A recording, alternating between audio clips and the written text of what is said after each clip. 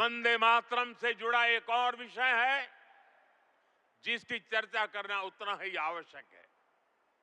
आजादी की लड़ाई में वंदे मातरम की भावना ने पूरे राष्ट्र को प्रकाशित किया था, लेकिन दुर्भाग्य से 1937 में वंदे मातरम के महत्वपूर्ण पदों को, उसकी आत्मा के एक हिस्से को अलग कर दिया गया था।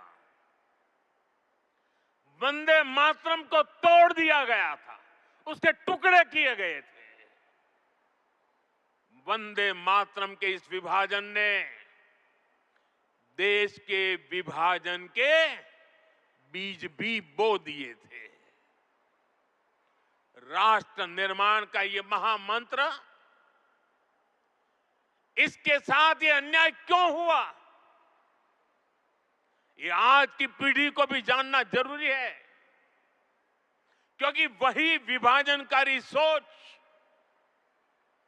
देश के लिए आज भी चुनौती बनी हुई है। वंदे मातरम से जुड़ा एक और विषय है जिसकी चर्चा करना उतना ही आवश्यक है।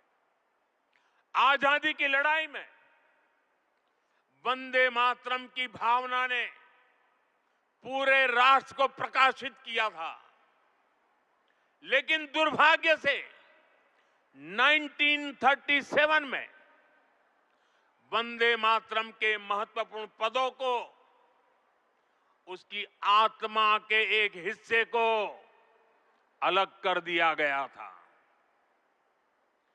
वंदे मातरम को तोड़ दिया गया था, उसके टुकड़े किए गए थे।